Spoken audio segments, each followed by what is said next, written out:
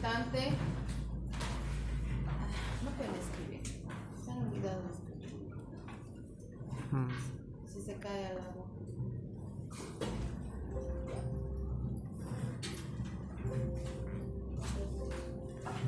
Ese soy yo. Ahí está. Bien. Es una bacteria descrita por Robert Koch en 1883 y posteriormente estudiada, descrita, cultivada por Richard Pfeiffer en 1892.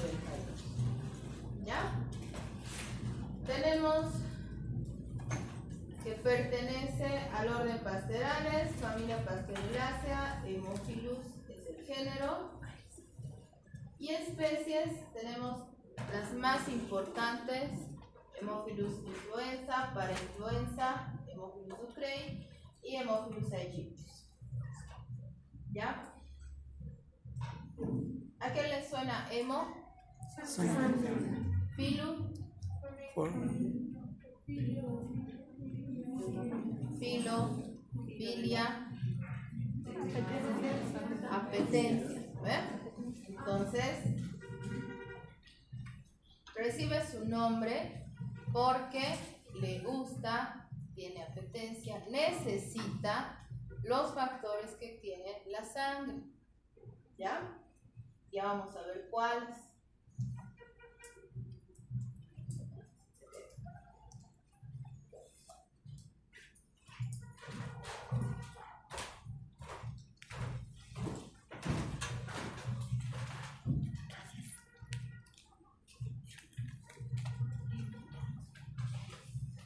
Morfológicamente son bacilos pleomórficos. ¿Quién me dice que es pleomorfismo? Levantando la mano. ¿Quién es? ¿Quién? Es el cambio de forma de la bacteria dependiendo de los requerimientos nutricionales. Muy bien, ¿no? Entonces, cambia de forma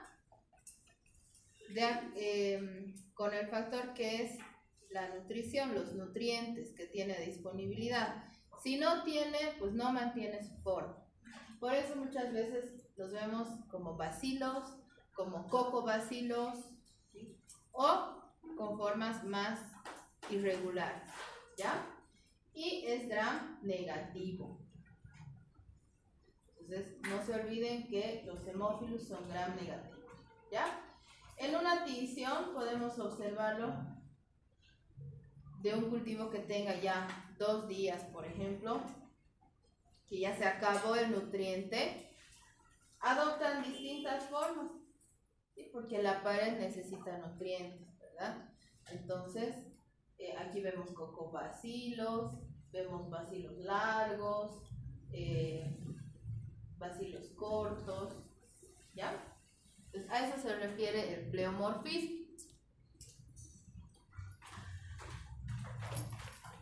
Este medio de cultivo se llama agar chocolate, ¿sí? No porque tenga chocolate, sino porque tiene el color de chocolate.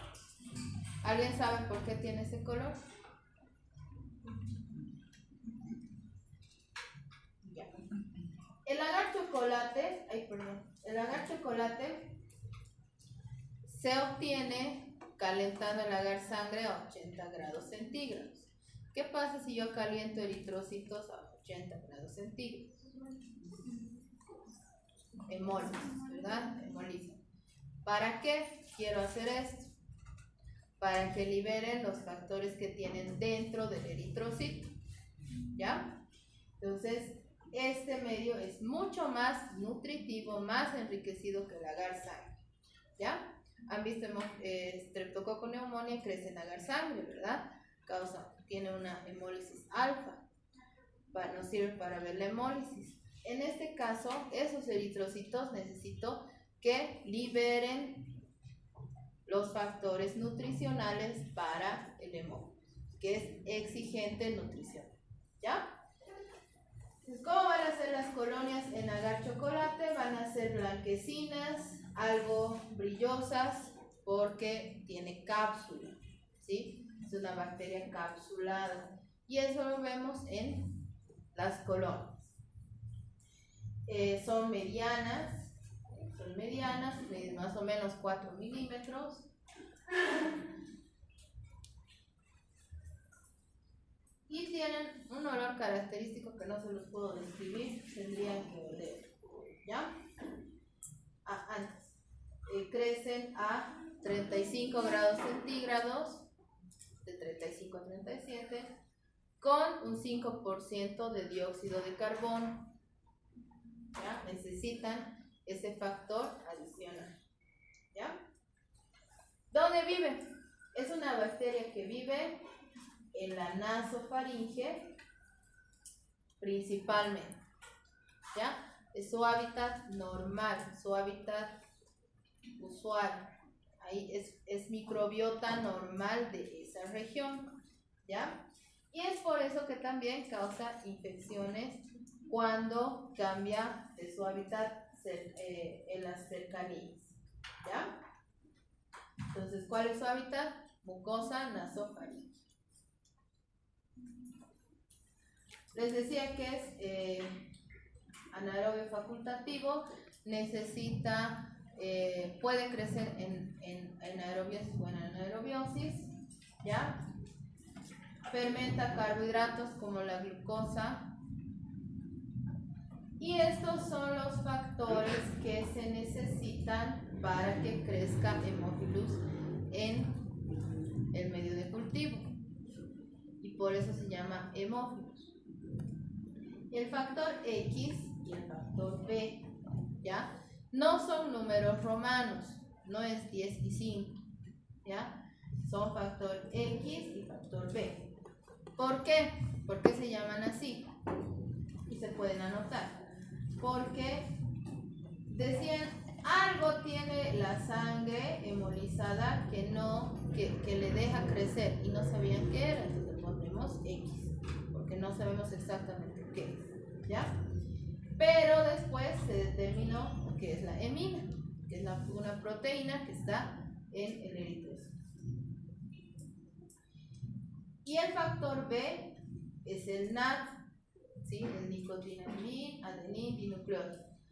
Y le pusieron B porque dijeron debe ser un tipo de vitamina que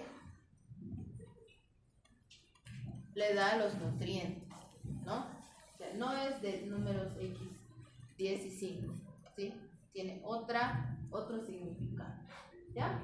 Entonces lo que estamos viendo acá son las pruebas de factores, ¿ya? En un agar nutritivo o soya triticasa, que no tiene sangre, si se dan cuenta, no tiene sangre, ni hemolizada ni no hemolizada, ¿ya? Voy a colocar unos discos o unas papel filtro que tengan estos factores, ¿sí? Entonces, si yo le doy estos factores, no necesito darle sangre, ¿no? Sangre hemolizada o hemoglobina, que están ahí, ¿no? ¿Qué necesito darle? Solamente los factores, y va a crecer alrededor de los factores, ¿sí? Va a crecer alrededor de los factores. Entonces es una prueba que me ayuda a identificar esta bacteria, ¿ya? ¿Qué antígenos tiene Haemophilus? Y vamos a hablar específicamente, o vamos a hablar más de Haemophilus influenza, que es el tipo, la especie más frecuente causante de infecciones, en especial en niños menores de 5 años, ¿ya? El polisacárido de la cápsula es una bacteria que tiene cápsula. Esta cápsula ustedes saben que puede ser proteica o polisacárida, ¿verdad? Entonces, en este caso es polisacárida y existen varios tipos A, B, C, D, E, F, G de cápsula, ¿sí? El que causa con mayor frecuencia infecciones, tanto invasivas como no invasivas, es el Haemophilus tipo B, ¿sí? B de buey, ¿ya? ¿Dónde han escuchado Haemophilus influenza tipo B? ¿Qué tema?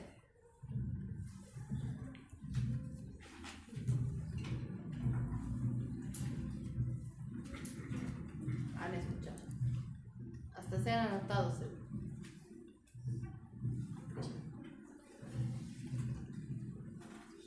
¿En qué vacuna está?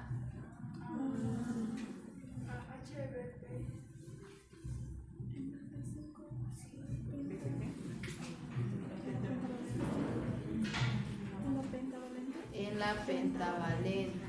La pentavalente es difteria, tétanos, coqueluche, hepatitis B y hemófilus tipo B. ¿Ya? Hemófilus influenza tipo B. ¿Con qué está hecha esa vacuna? Con la cápsula. ¿Sí? Bien. También tiene una proteína somática y tiene antígenos M y P que nos sirven también para su identificación ya más a detalle. ¿Sí? Pero aprovechamos el polisacárido capsular para establecer el serotipo. ¿Sí?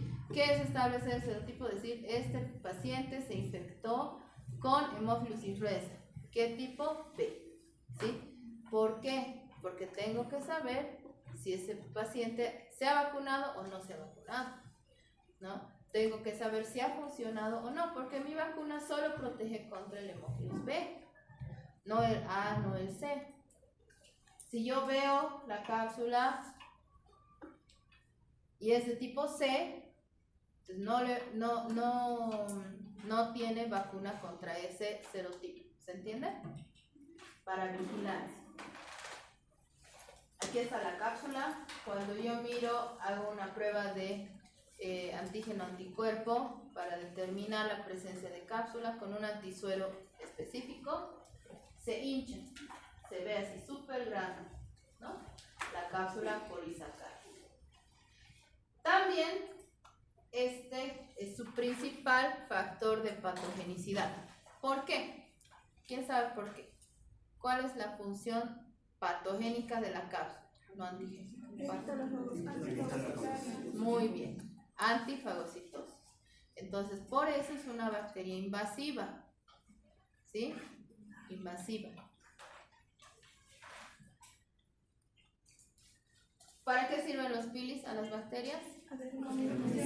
Adherencia. Se adhiere al epitelio que va a infectar. ¿Ya? Bien. Entonces, ¿qué enfermedades produce el hemófilus influenza? Va a producir la más leve, vamos a llamar así, una epiglotitis, ¿no? Una infección de la epiglotis que va a causar tos, ronquera, a veces dificultad respiratoria, ¿no? Pero no es tan grave como una neumonía, por ejemplo, ¿sí? Hemos dicho que está acá, ¿verdad? En la nasofaringe. Si está en la nasofaringe, un factor predisponente en estos pacientes son los resfríos o las infecciones respiratorias de vías altas. ¿Qué pasa? Son virales, ¿no? Pero, ¿qué es lo que hacen? Debilitan la mucosa, ¿sí? Alteran la mucosa, porque esa mucosa está ocupada en defenderse del virus. Está siendo infectadas esas células por el virus y por lo tanto tiene que renovarse. Entonces, no es efectiva como barrera de defensa. Por eso, como complicación de algunas infecciones respiratorias altas, virales o bacterianas, hemófilus llega hasta los pulmones. ¿Sí? Llega a los pulmones y causa neumonía. Una neumonía con presencia de líquido, pus, bacterias en los alveolos. Eso es neumonía, ¿verdad? Y la bacteria pasa a la circulación. Pasa a todo el sistema circulatorio, causa fiebre, dificultad respiratoria, lo mismo que en neumococo. Dolor en el costado, tos, fiebre, dificultad respiratoria Y cuando veo la radiografía, condensación, ¿verdad? Y también hemos dicho que circula en sangre. Si circula en sangre y este paciente está inmunosuprimido, puede llegar a las meninges, ¿no? Entonces, causa meningitis por esa vía hematógena, por vía hematógena. Llega hasta la circulación y a las meninges. Llega al líquido cefalorraquídeo y produce todos los síntomas y signos de la meningitis, ¿no? ¿Qué produce? Ay, perdón, todavía. ¿Cuáles son los signos de meningitis? Cefalea, fiebre, alteración de la conciencia, ¿qué has dicho? Rigidez de nuca, signos de irritación meningia se llama, ¿sí? Rigidez alteración de la conciencia, puede haber letargia, que está todo el tiempo se quiere dormir, y como la señorita que como no anota, se cansa y se duerme, después pueden tener vómitos explosivos. Todo signo de irritación meningia se observa en la meningitis, más fiebre, cefalea, etc. ¿Listo? Entonces ahí ya sabemos dónde está la bacteria y vamos a hablar de eso en diagnóstico. Hemophilus parainfluenza, para seguir antes de esto, parainfluenza no causa meningitis, pero puede causar neumonía, ¿sí? En pacientes inmunosuprimidos con la misma clínica, ¿ya? Aegyptus produce una conjuntivitis purulenta aguda, ¿ya? Es un agente etiológico de conjuntivitis purulenta aguda. ¿Cómo se manifiesta la conjuntivitis?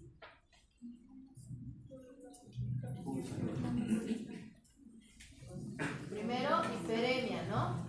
Enrojecimiento de la conjuntiva. ¿Qué más? Dolor, secreción, lo que llamamos lagañas, es pus, es secreción purulenta o exudado, ¿sí? Después tiene sensibilidad a la luz, ¿sí? Le molesta la luz. Y puede ser unilateral o bilateral, ¿no? Con secreción y puede tener dolor. No es típica de esta bacteria, pero sí es un causante que más o menos frecuente, ¿ya? Hemophilus ducreyi, por su lado, produce una ITS, una infección de transmisión sexual, llamada chancro blando o chancroide, ¿ya? Cuando vean ITS, van a ver el chancro duro, ¿ya? El chancro duro es la sífilis, es un signo de sífilis, que es producido por el treponema pálido. Ese chancro duro no duele y no se siente, no supura nada, ¿sí? Es una úlcera seca que no duele, por eso se ve y se observa después, ¿no? Por eso a este se le llama chancro blando o chancroide, porque es una úlcera en genitales dolorosa y que supura, quiere decir que produce pus, ¿verdad? Entonces, eso es el chancro blando o chancroide, una ITS producida por Hemophilus ducreyi.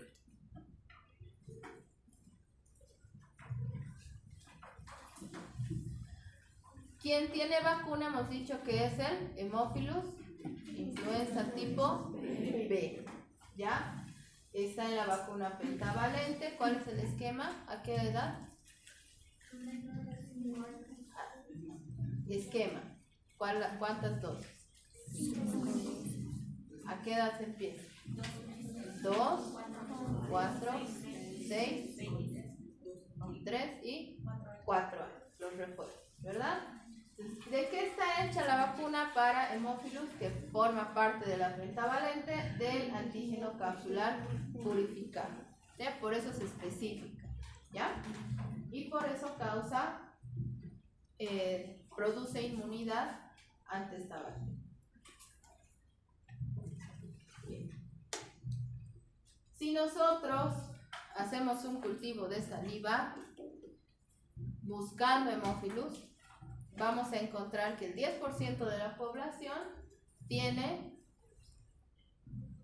que el 10% de la población bacteriana de la saliva está conformada por hemófilos, ¿ya? Por eso es la importancia de la vacuna, porque los niños chiquitos menores de 5 años los protegemos porque estamos en contacto, todos tenemos hemófilos en las vías aéreas, ¿sí? Por lo tanto en la saliva y en la secreción nasal, ¿sí? Entonces, por eso los protegemos, porque todos tenemos la bacteria circular, ¿ya? Y en especial a los menores de 18 meses, que son los más susceptibles de enfermar. ¿Por qué? Porque hemos visto que tienen otras infecciones respiratorias que predisponen a que esa bacteria invada al organismo, ¿ya? Ahora ya saben qué enfermedades produce Haemophilus influenza. ¿Cuáles serían las muestras a obtener? En caso de una neumonía, en niños menores de 5 años, ¿podemos tomar esputo?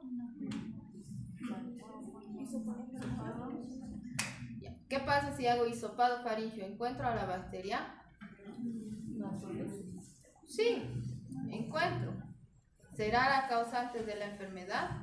No lo sé. Puede ser neumococo, puede ser otra bacteria causante de neumonía. ¿Cómo es?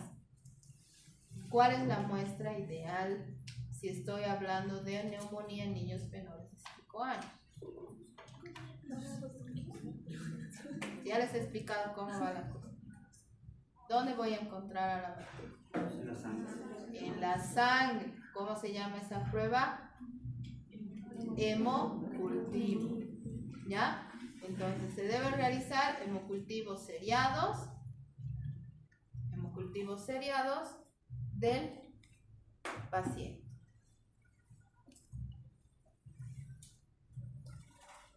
Antes de iniciar el tratamiento. Las muestras se toman y se empieza el tratamiento empírico, ¿ya? Porque yo no sé si esa neumonía está causada por neumococo, Haemophilus, micoplasma o algún virus, ¿no? Entonces se inicia el tratamiento. Otra muestra en caso de meningitis, líquido cefalorraquídeo y hemocultivo, ¿ya? En caso de una meningitis bacteriana, sospecha de meningitis, se toman ambas. ¿Por qué? Porque les he dicho que primero está en la sangre y después en el líquido cefalorraquídeo, ¿verdad? Entonces, ambas. Proceso el líquido cefalorraquídeo, hago tinción Gram, ¿sí? Una tinción Gram que es del líquido cefalorraquídeo centrifugal, ¿sí? Del sedimento. ¿Y qué voy a observar? Aparte de los cocobacilos Gram negativos, voy a observar leucocitos, ¿sí? En el líquido cefalorraquídeo voy a encontrar leucocitos, principalmente neutrófilos, cuando es una infección bacteriana. Además, en el citoquímico del líquido cefalorraquídeo voy a encontrar disminución de la glucosa, eso es hipoglucorraquia se llama, y elevación de las proteínas, hiperproteinorraquia, ¿sí? Entonces, tengo que saber interpretar los resultados de los análisis. tengo una tinción Gram que me dice hay leucocitos, hay neutrófilos, hay bacterias que son Gram negativas. En el citoquímico me dice glucosa disminuida, proteínas elevadas. Eso es sinónimo de meningitis bacteriana, ¿sí? Cuando no hay la glucosa normal, las proteínas bajas normales, es viral la meningitis. ¿Ya? ¿Puede ser viral? Sí, ¿no? Después tengo esta siembro el líquido cefalorraquídeo primero, siembro en agar chocolate por si es hemófilo, siembro en agar sangre por si es neumococo y siembro en agar McConkey porque puede haber una E. coli o un Gram negativo que esté causando esa meningitis, ¿ya? Y el agar sangre también sirve para, y chocolate sirve para meningococo, ¿ya? Neisseria meningitis. Por eso se siembran los tres. Incubo. Y veo colonias típicas de hemófilos, ¿no? Brillantes, blanquecinas, medianitas. ¿Y qué tengo que hacer? Factores, ¿no? Requerimiento de factores. Esto no lo he hecho, creo. Este es un disquito o un papel con factor solo X, este solo factor B y este tiene ambos, ¿sí?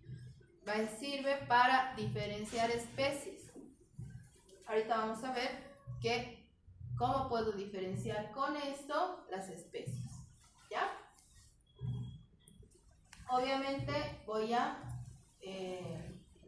incubar 24 horas con CO2 a 35 grados centígrados, ¿no?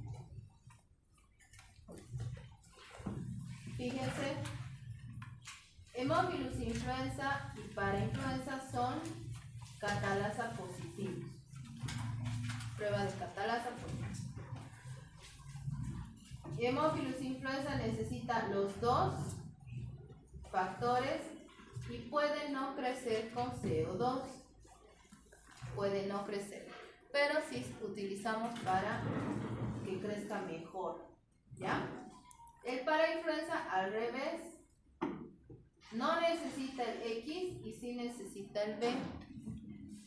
Y el Ducrey, obviamente tengo que diferenciar por el origen de la muestra, ¿no? No hemos dicho cuál es la muestra. Para Ducrey, ¿cuál creen? Es una úlcera que supura hisopado. A ver, raspen. A ver, raspen. Pero esta úlcera sí duele, no como la otra. Entonces, es al revés, es catalasa negativa. Pero es factor, necesita el X y no el B. Entonces, vamos a ver eso en la caja Petri para determinar la especie. ¿Ya? Una vez establecido el género y la especie,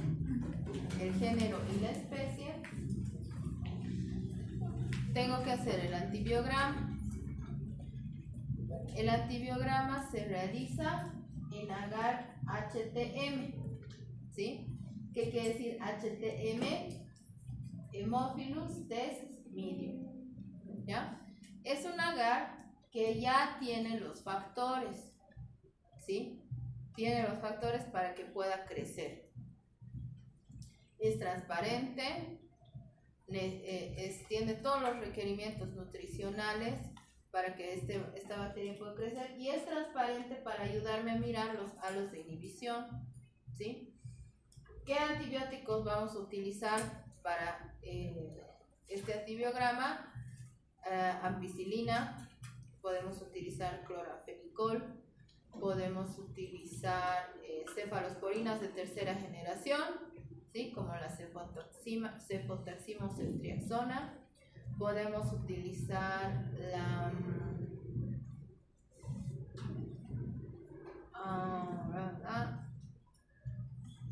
dicho cotrimoxazol? No. Cotrimoxazol, básicamente, ¿ya? Sí. Y el tratamiento está en base al antibiograma, pero el de inicio, el empírico, que se da antes de conocer el resultado del cultivo, va a ser generalmente con cefalosporinas de tercera generación, porque estos pacientes están delicados, ¿sí? Necesariamente están internados y se tiene que tratar antes de que llegue el resultado del cultivo, ¿sí? Pensando en cualquiera de las opciones, neumococo, hemófilus, meningococo, ¿ya? Creo que eso es todo. ¿Tienen alguna pregunta?